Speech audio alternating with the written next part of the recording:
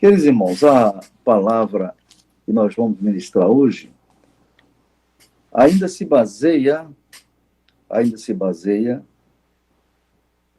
Timóteo, capítulo 3. Eu não sei se foi feita a oração, eu vou fazer. Deus nosso Pai, neste momento, agradecemos, Senhor, por esta bênção, e podemos estar transmitindo a Tua palavra, o ensino da Bíblia Sagrada, através deste meio de comunicação. Abençoa os que estão no templo sede, que amam, desejam, gostam de estar na Tua palavra, e estão dentro dos limites permitidos pela lei. Abençoa os que estão em casa, Senhor, os idosos, crianças, os enfermos, meu Deus, que também estão desejosos de ir para a Tua casa, mas ainda não podem. Nos abençoa, que não haja dispersão, não é? Que esse afastamento não venha esfriar os seus corações. Ajude, Senhor, nos abençoe, recebe, Senhor, a nossa oração em nome de Jesus. Amém. Amém? Bem, 2 Timóteo, capítulo 3, versículo 3, nós já lemos duas vezes, onde diz que nos últimos dias, né, haverá tempos trabalhosos. Aí falou sobre as qualidades dos homens desse tempo. E eu anotei 19 qualidades, irmão. Nós já falamos sobre 18, aliás, sobre 11. Amantes de si mesmo, avarentos, presunçosos, soberbos, blasfemos, desobedientes a pais e mães, ingratos, profanos, sem afeto natural, irreconciliáveis, caluniadores, que mais? Pronto. Então, hoje vamos falar sobre a 12ª em diante. 12ª característica dos homens que são emblemáticos, que são tipos, características dos homens deste tempo, ou destes tempos trabalhosos. Então, a próxima qualidade a comentar são no versículo, não é? Para você que está com a Bíblia aí, no versículo 3 e 4. 3 e 4. Incontinentes, não é? Então, uma das características desses homens, incontinentes. O que quer dizer isso? Então, procurei ver no dicionário para que a gente entenda melhor o que significa incontinente.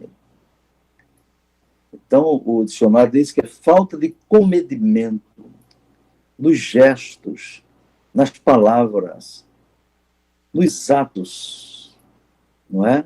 Nos atos. E esse no texto bíblico se aplica mais à incontinência no sentido espiritual, no sentido de pecados sexuais.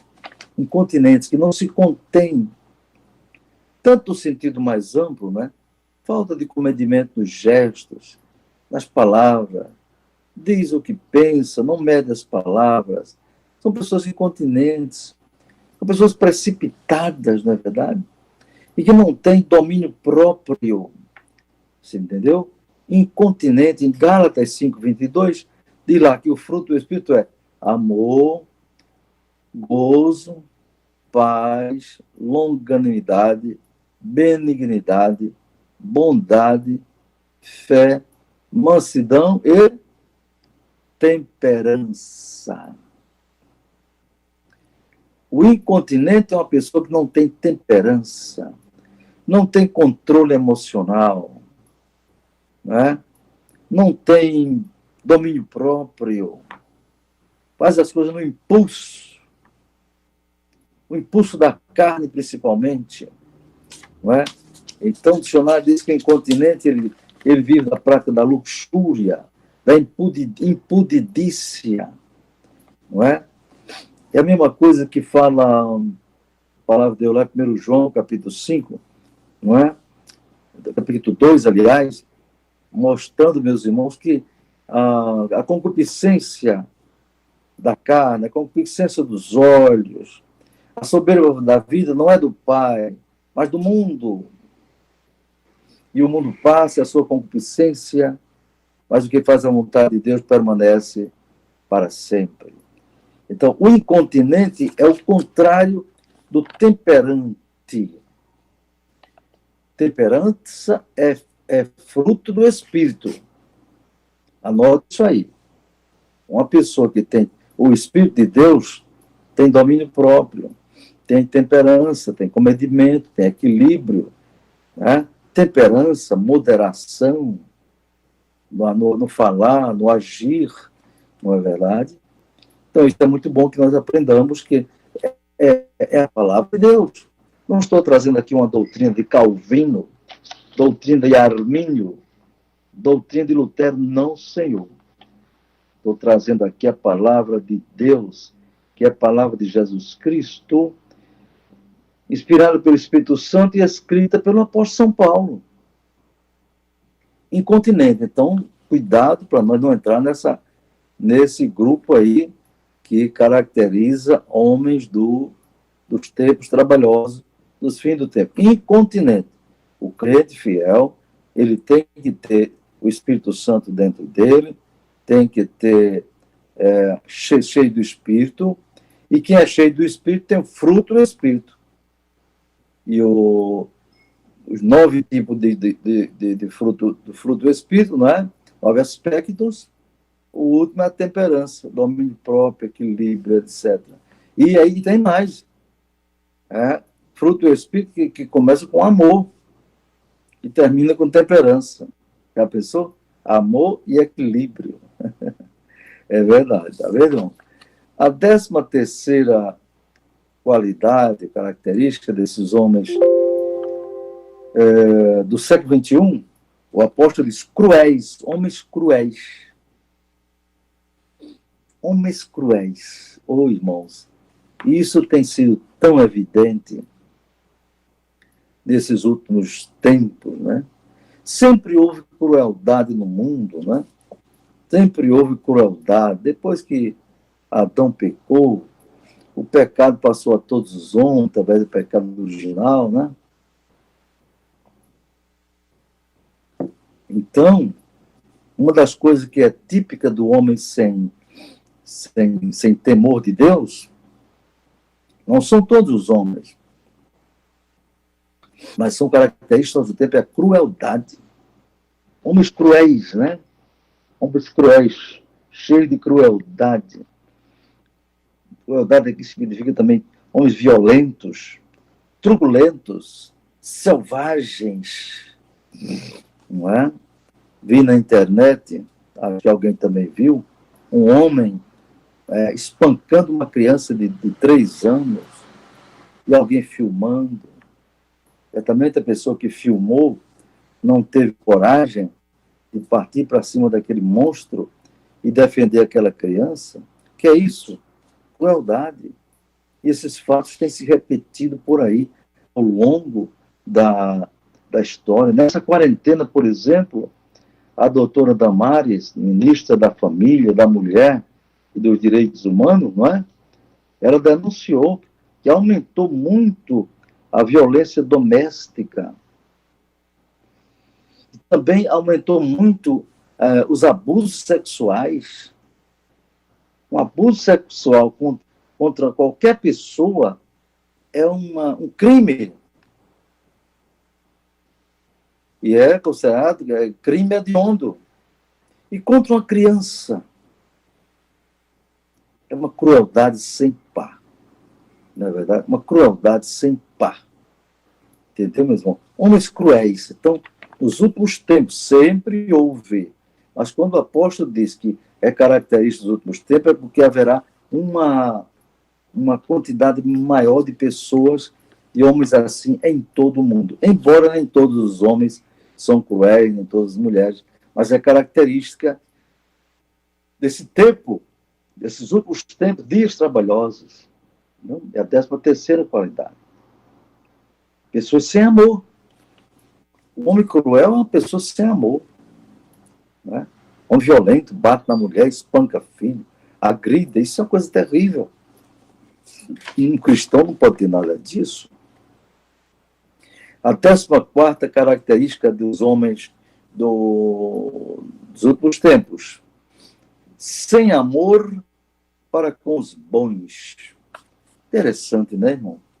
Se ele não tem amor para com os bons, será que vai ter amor para com os maus? Não é? Característica que Paulo anotou aí pelo Espírito Santo. Sem amor para com os bons. Eu gosto de falar sobre essa doutrina do amor, porque ela é, irmãos, a essência do cristianismo é o amor. É tão importante a doutrina do amor que Paulo, no capítulo 13 dele, né, que fala sobre o amor, ele diz: ainda que eu tivesse o dom de profecia, ainda que falasse a língua dos homens e dos anjos, e não tivesse amor, nada seria. Ainda que eu tivesse a fé capaz de transportar os montes, é o dom da fé fantástico, e não tivesse amor, não valia nada. Não valia nada. Ainda que eu desse meus bens aos pobres, tudo. Olha, não é amor isso, não? Mas não tivesse amor, nada seria. Então, a essência do cristianismo é o amor. Tanto que, Mateus 22, abra sua Bíblia aí. Abra sua Bíblia, Mateus 22, acompanhe comigo, 34 a 40. E os fariseus, ouvindo que ele fizera emudecer os saduceus, reuniram-se no mesmo lugar. E um deles, doutor da lei, interrogou a Jesus para o experimentar, dizendo: mestre, qual é o grande mandamento? Aquele fariseu, doutor da lei, ele conhecia Êxodo capítulo 20 e fala sobre os 10 mandamentos. Ele sabia de qual salteado, o primeiro ao 10º.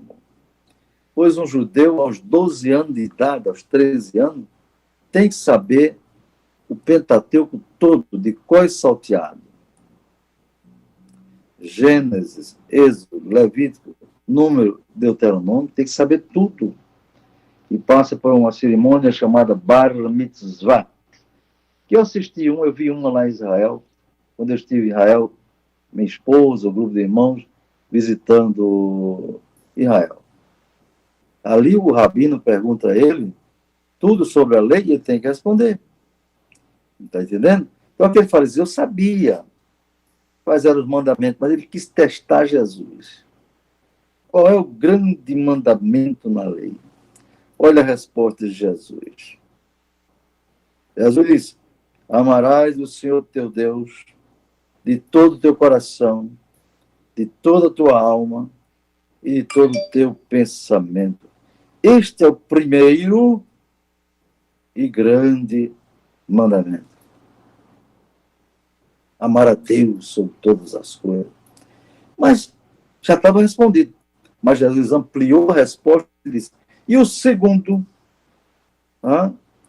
mandamento, semelhante a este, é: amarás o teu próximo como a ti mesmo. O fariseu ficou assim, que é isso?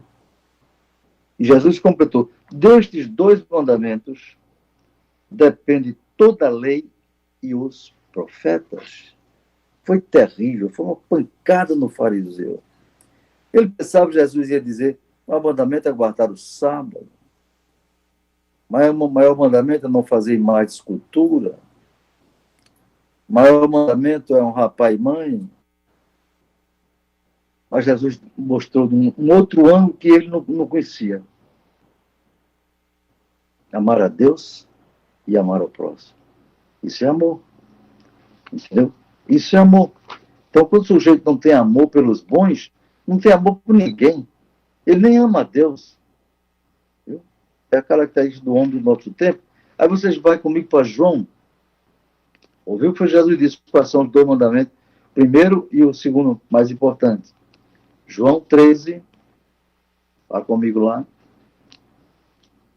Estou folheando minha Bíblia, você também. São 13, está chegando, 12, 13, cheguei. 34 e 35. João 13, 34. Um novo mandamento vos dou. Olha, eu já tinha 10. Já tinha 10. Aí Jesus vem e diz, um novo mandamento vos dou. Ou seja, um 12º mandamento. 11º, aliás. Um novo mandamento vos dou. Qual é? Que vos ameis uns aos outros como eu vos amei. Hã? Como eu vos amei, que também vós, uns aos outros, vos ameis, do mesmo jeito que eu amei vocês. E o 35. Nisto todos conhecerão que sois meus discípulos, se vos amardes uns aos outros. Se vos amardes uns aos outros. Você está vendo, meu irmão? Aqui está a essência. Ele diz, nisto conhecerão que sois meu discípulo. Você não é conhecido como discípulo de Jesus porque prega bem, porque ensina bem, porque canta bem, porque dá um dízimo. Não. É se você amar uns aos outros como Cristo amou. Aí você vai ser identificado como verdadeiramente discípulo ou seguidor de Jesus. Entendeu? Muito sério isso, não é? Muito sério, irmão. Então, uma das características é sem amor para com os bons. Não é verdade? Nem ama. Uma pessoa que não ama aos outros, não ama a Deus. Né? São João é o apóstolo do amor. Lá na sua primeira epístola, se você diz que ama a Deus, que não vê, né? Não ama a Deus e diz que ama o seu irmão, você é mentiroso. Você é mentiroso. Diz que ama a Deus, que não vê e não ama o seu irmão, quem vê todo dia. Não, 36. Está errado. 36,5. Está errado, meu irmão. Está errado. Então, veja, cuidado para não entrar nessa raça aí. Homens sem amor para com os bons. E aí, não. As preparações? Aí nós temos agora a 15ª qualidade dos homens do século XXI, homens desses tempos trabalhosos, meu irmão. Tempos trabalhosos, que coisa terrível, não é? Tempos trabalhosos, haja trabalhoso nisso, não é? São traidores. Traidores, irmão. Que coisa terrível, não é? Que coisa terrível. Graças a Deus nós não somos muçulmanos. Porque no islamismo é permitido mentir, trair para implantar sua fé.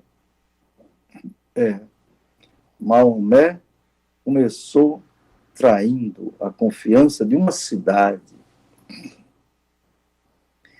Houve guerra entre o grupo dele e a pessoa daquela cidade, mas foi feito um acordo de não mais se atacarem. Então aquela cidade se desarmou, confiando em Maomé. Quando todo mundo estava desarmado, ele foi lá e matou todo mundo. Se é isso, traição. Mas a Bíblia tem o maior caso, exemplo de o que é ser um traidor. Né? Judas é sinônimo de traidor. É o símbolo de traidor. É o ícone da traição. Entendeu? Tempos trabalhosos, tem muita gente traindo.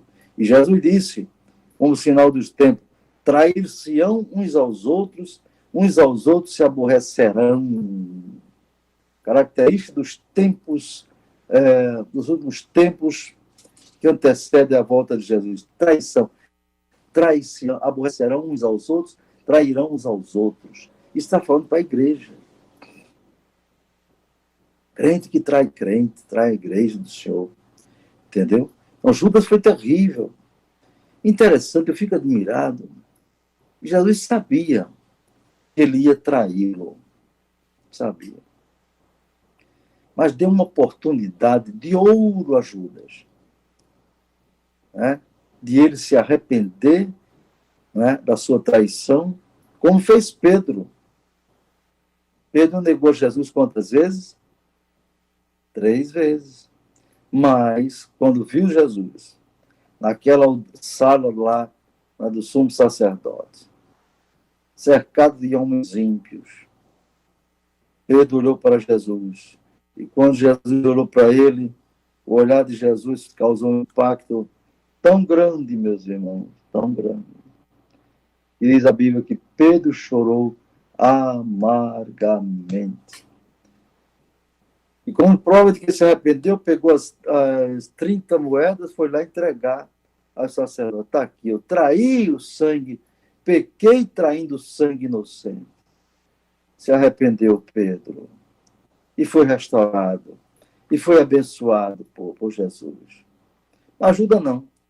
Judas, ao invés de se arrepender, só teve remorso. Né? Judas... O Judas, né? O Judas, desculpe se eu me confundi. O Pedro se arrependeu, chorou amargamente. Pronto. Chorou amargamente. O Judas teve um arrependimento que você pode chamar de remorso. Pegou as 30 moedas, foi lá entregar ao sacerdote, traiu o sangue inocente. Ele não podia ter ido para como Pedro? Não. Ele foi se enforcar. A dor foi tão grande na consciência dele que ele entrou num desespero de alma, né? Fora do normal, e ele foi suicidar. Se jogou no precipício e as entranhas saíram dele. O fim do traidor, quando não se arrepende, é sempre trágico. Se não for trágico agora, vai ser trágico no juízo final. Não tenha dúvida. Então, irmão, traidores. Tem filho que trai os pais, pai que trai os filhos, marido trai a mulher trai o marido, crentes trai outros crentes, né? E trai o próprio Deus, seguindo o exemplo satânico de Judas. Deus nos guarde, irmão, que nos aliemos a Judas, né? Eu estive numa reunião há pouco tempo em que me senti traído. Alguém, um obreiro que estava na reunião, me traiu, me denunciando alguma coisa que, na verdade, não foi a minha intenção. O que é que eu fiz? Não, Jesus suportou Judas. Eu tenho que suportar esse Judas também. No tempo certo, se ele não se arrepender, Deus tomará as providências. Não é verdade, irmão? Então, essa é a 15ª. A 16ª qualidade desses homens ruins. Obstinados. Pessoas obstinadas. A obstinação pode ser vista em 2 sentidos. A obstinação positiva e, no caso aqui, desse versículo, a obstinação negativa. Porque é característica de ímpios. Uma pessoa que é obstinada positivamente é a seguinte, vamos dizer, ele quer passar numa faculdade, faz a primeira vez, não passa. Estuda mais, faz a segunda, não passa. Estuda mais, faz a terceira, não passa. Mas ele continua. Ele é obstinado no sentido de alcançar o seu objetivo. Está entendendo? Agora, no mau sentido, o obstinado é aquele que está no erro, mas continua de maneira obstinadamente no erro, persiste no erro.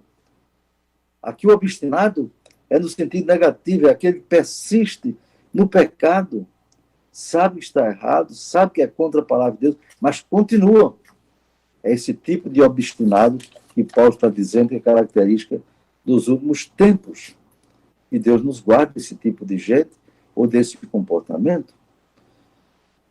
O 17º, que é a antepenúltima qualidade dessa gente ruim, ímpia, homens orgulhosos. Olha aqui, lá na quarta característica é soberbo. Soberbos. Aqui tem orgulhosa, 17ª. Na verdade, entrou 2 vezes, eu acho que o Espírito Santo quis destacar, mas é sinônimo. Vamos lá para Provérbios 8:13. Provérbios, capítulo 8, versículo 13. O que é que está escrito ali? 8, 3. O temor do Senhor, quem teme a Deus, aborrecer o mal. Aí 2 pontos. Qual é esse mal? Primeiro dele, a soberba, quer dizer, o orgulho, a arrogância, o mau caminho, boca perversa. Está entendendo? Orgulho, soberba. É sinônimo. Os homens do século, os últimos tempos, né? A tendência é ser orgulhosos. Mas tem uma coisa interessante, em Provérbios 16:18. Mais umas páginas para frente, você vai lá para Provérbios 16:18. Diz assim, a soberba ou o orgulho precede a ruína, e a altivez de espírito precede a queda. Está entendendo? Precede a queda. Então, a maneira segura da pessoa cair, reprovado por Deus, é soberba, orgulho, presunção. Deus não se agrada disso, é característica dos homens soberbo, orgulhoso, se julga mais do que os outros, etc. Está entendendo, irmão?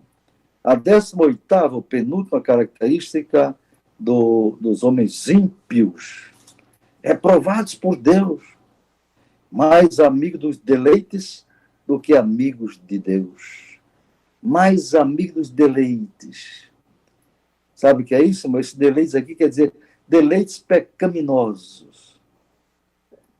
Prazeres do mundo. Prazeres da carne. A concupiscência da carne que tende a buscar os prazeres do mundo. Não é? Isso aqui tem uma aplicação na área moral. Então, por que os homens vão para motel? Porque querem mais deleite, são mais amigos de deleites sexuais do que de Deus. Uma prostituição, um adultério, homossexualismo, por causa dos deleites. Eu vi uma pessoa que fez uma tese sobre a homossexualidade, aí ele diz que é a busca do prazer, desde que o homem existe na Terra, ele busca o prazer, e ele defende que isso é legítimo, é normal. Olha, Deus fez o homem dotado de hormônios, endorfina, serotonina, que estimulam o prazer. Mas para Deus o prazer tem que estar dentro dos limites, não é, da santidade. Esse é o problema. Por exemplo, o esposo desfrutar o prazer sexual com a sua esposa, isso foi Deus que fez. Ele tem todo direito. Agora, o namorado ter prazer de sexo com a sua namorada é pecado, é fornicação. Não é? Fora do casamento é pecado. Antes do casamento é pecado. Então, o crente tem direito de ter prazer? Tem. Diz a Bíblia, né? Deleita-te também no Senhor, Salmo 37. Deleita-te no Senhor, e Ele te concederá o que deseja o teu coração. O deleite de Deus. Alegria do Espírito. Alegrai-vos no Senhor. Não é verdade? Está escrito. Alegria do Espírito Santo. Alegria do Senhor é a nossa força. E lá em Neemias, né? Então, mas aqui são deleites errados. deleites do mal, deleites pecaminosos. Gente que é mais amigo dos deleites do que amigo de Deus. Deus nos guarde disso. Porque no dia que ele morrer, não vai levar prazer nenhum. Não vai levar prazer nenhum. E quando passar os umbrais da eternidade, ele vai dizer, meu Deus, amei mais o deleite do que a ti. E agora? Agora os demônios já estão levando ele para o inferno. Não vale a pena. A última, tendo a aparência de piedade, mas negando a eficácia dela. Ou seja, são falsos piedosos, falsos crentes, falsos salvos, falsos santos. Parece piedosos, mas negam a eficácia. Não é? A Bíblia diz, aqueles que querem viver piamente ou piedosamente padecerão perseguições.